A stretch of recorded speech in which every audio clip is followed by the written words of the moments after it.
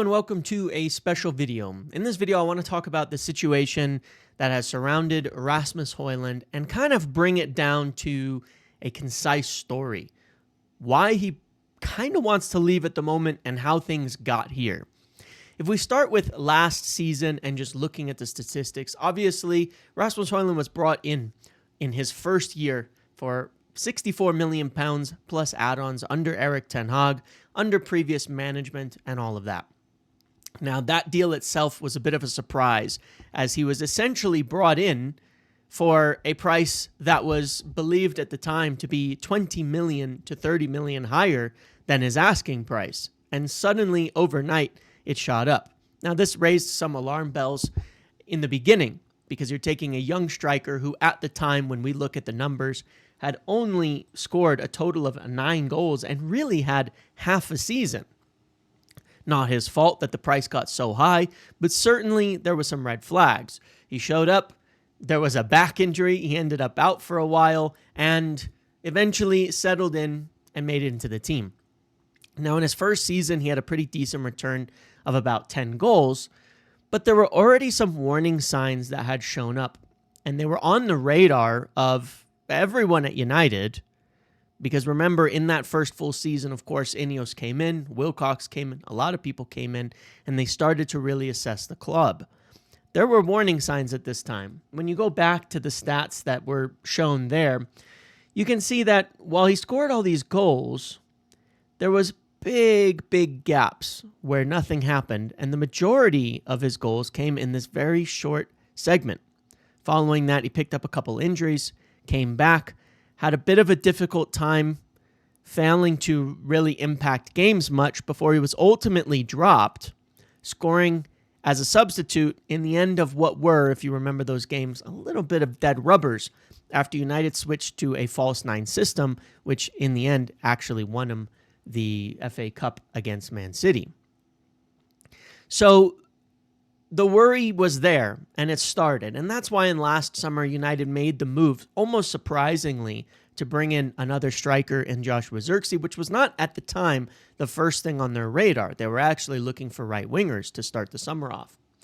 Then you, of course, go into last season, and difficulties kind of pile up. 4 goals in 2,000 minutes is really poor. When you look at all the rest of the stats, it starts to paint a pretty bad picture. It's not just that Rasmus Højlund wasn't scoring goals. It's not just a question of service. And this is why the feeling at United at this point in time is not just that, well, it's just going to get better because we have good players in there to create chances and to take the pressure off of him. The worry is when you look at everything else. For example, this is duels won and dribble success rate, where Rasmus Højlund rates pretty much dead last in terms of the duels won and dribble success rate. Now, I don't know how Isaac is showing up all the way down here, but he obviously succeeds in certain other areas as well. I found that kind of amusing. But if you kind of go through all of the different points, you're going to keep finding Rasmus Højlund down here near the bottom. And obviously, from the standpoint of United, that's not necessarily what they want. It's not so much necessarily a matter of, if you look at shots, you look at XG, you look at all of these things, you're going to find Rasmus Højlund down here, in fact, right there in the middle.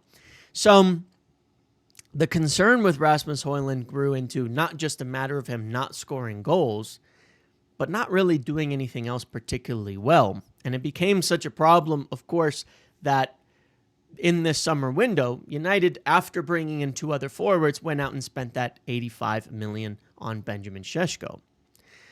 Ruben Amorim's team needs a striker. Ruben Amorim's team needs players who do the right thing. At that number 9 position, making those runs in behind, getting in the box, and finishing their chances. The striker is very important. It's vital. So they made the decision at some point during preseason, we've got to move this player on, and we're going to get a real striker in, because we're not going to see what we need out of Rasmus Højlund in the number 9. That, of course, became very clear when he wasn't making it onto the pitch for the final preseason game against Fiorentina, and as of this last weekend, wasn't even selected. Now, Rasmus Højlund wants to stay at Manchester United. That would be what he would ideally want to do, to have a chance to fight for his place, to earn his place back in the team. He has not been kicked out by the hierarchy. He's not been kicked out by Ruben Amorim. He's not been placed in the bomb squad with the 5 other players that are unable to train with the team or anything at this point in time. But on the U.S. tour, it was made, prior to the final game there, very clear to him that it was going to be a fight to get any minutes. And not just that it was going to be a fight. He probably wasn't going to even get the chance. Now, we saw against Fiorentina, he didn't make it on the pitch, and against Arsenal, he didn't either. And if we take a look at the squad, you'll kind of understand why. When you take everybody in here and 9 players being on the bench, you'd have to assume that these would be the 9. Joshua Zirkzee, who's firmly in the plans and is liked for his flexibility. Mason Mount, who started and probably won't start every game, but has a chance to start quite a few. The nailed-on sort of starting players. Zirkzee, Mount, Kobbie Mainoo and Ugarte, because you don't have a lot of midfielders. Dalot, Aiden Heaven, Maguire and Mazraoui when he's fit, because you need more in the back line, and Bayindir. And that even leaves you without including Diego Leon or Fredrickson, who made the bench in the last instance. So there's probably, even with the 9 selected, another 1 or 2 players that could potentially simply just be ahead of him in the squad.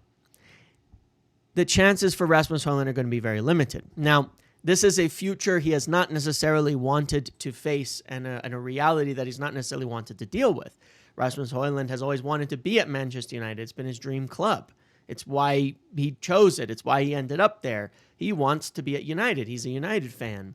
But it hasn't worked out. And of course it's complicated. And he and the people around him, as I have heard it from the perspective of United, certainly do feel hard done by. But he was brought in by different people. A different coach, a different director of football, and different owners. And as we've seen when we go back and look at this squad, for the most part, almost every single one of these players has been replaced and has been changed from before, or is on the verge of being changed. Ahmad wasn't being used. New signings, new signing, new signing, new signing. Not a new signing, but one they've certainly been looking at. Barring really Bruno Fernandes and Casemiro, who will leave next summer, and the somewhat interesting resurgence potentially of Luke Shaw, but that could easily be replaced by Aiden Heaven. By the end of next window, pretty much the entire United team will be turned over, barring perhaps Bruno Fernandes. They're making changes. They're making wholesale changes to the team. And they don't have, I would say, the emotional attachment that they might have to other players that they made the decision to purchase. So while it can be harsh, while it can feel unfair that as a young player he was brought in with too much pressure on him, it's not really their problem. They're just cleaning up the mess that's been United. In the 2 seasons that Højlund has been there, United finished 8th and 15th as their starting number 9. That's simply not good enough. And the goals were one of the biggest problems they've had, being unable to score in significant quantities or even half-decent quantities over the last few years. So it was made clear to Rasmus Højlund that he very much was unlikely to feature in Ruben Amorim's team over the course of this season, that even bench appearances would be scarce, and obviously that showed up in the first game of the season. Initially, Rasmus Højlund's view was purely, let's back that up, purely to stay. His view was just to stay at United. That's all he wanted. Then it changed to, well, I'd like to go on, if I go on loan, I want the chance to come back and fight for my place. But in the recent days, this has changed once again. I think Rasmus Højlund's preference would still certainly be to stay and fight for his place at United. But now, if he is to leave, and he's had discussions with multiple clubs over this at the moment, presently Napoli being the main focus after losing Lukaku, they're in deep discussions with him and with United over a potential deal. If he were to leave, he would want the opportunity to leave and stay permanently, because the feeling is if he leaves and comes back, he's not going to get a chance at United. He's going to be in next year's bomb squad, where we see Sancho, Garnacho, Antony, and Malacia not playing and not even included. We discussed this in yesterday's video about Rasmus Højlund wanting out permanently, and it was, of course, confirmed shortly thereafter. Napoli had made new contacts with Manchester United. Deal talks were underway, and his camp was specifically saying he's keen on the move, but wants guarantees to stay at the club in the future, not just a simple loan and back to United. This is why the deal to AC Milan in the end fell through, that they were only offering a loan with an option, and he had concerns that he would just end up being sent back to United and ending up in next year's bomb squad.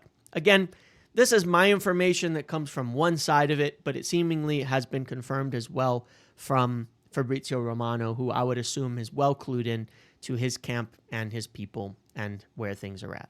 So I think the lesson to take from this and where I'm at is, while it's an unfortunate situation, a young player brought in hasn't really done anything wrong from an attitude perspective and all that, just hasn't been good enough. In different circumstances, maybe he would have been brought in as a backup, given more time to develop as a player and become a better player without all that pressure piled on him at United. But that's not how things played out.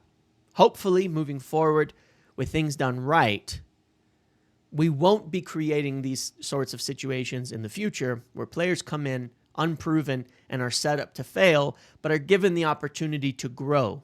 You see the Kobbie Mainoo video I discussed yesterday, even though he's been at United for longer, same kind of concept, giving young players the chance to actually grow into the team instead of piling on too much pressure, having them fail, and it resulting in these situations that we see. So it's an unfortunate one, but it is a difficult and ruthless business, and that's how we've ended up here. Rasmus Højlund, I would say at this stage, very likely to leave with the talks ongoing. The big question is, will Napoli or another club that's interested in him, with Napoli being leading at the moment, sanction a permanent move? I think a loan with a conditional obligation is probably what we can best hope for and will probably work. And it is the right thing for Rasmus and for the club to move on, for United to recoup some of the funds that are involved there and have the ability to invest in other areas of the team that they want to invest in. So that's the story with Rasmus as of today. Let me know what you think about this, how this has gone. I don't think United have treated him unfairly. They haven't kicked him out of the team. They've simply made the point to him, there's not going to be minutes for you here. And when you look at the squad, you kind of have to agree. Who would you drop for Rasmus Højlund? Take a look at it. 9 players there with more potentially coming. Who would you drop for Rasmus Højlund? Who would you not include? That's the question to ask. So leave me your thoughts below on this. Let me know what you think about this whole situation. Let me know what you think about how they've treated him, his situation, whether the right thing is for him to stay or go. And yeah, just give me your thoughts. Otherwise, thanks for watching. Make sure to like, comment, subscribe, turn notifications on. See you in the next one.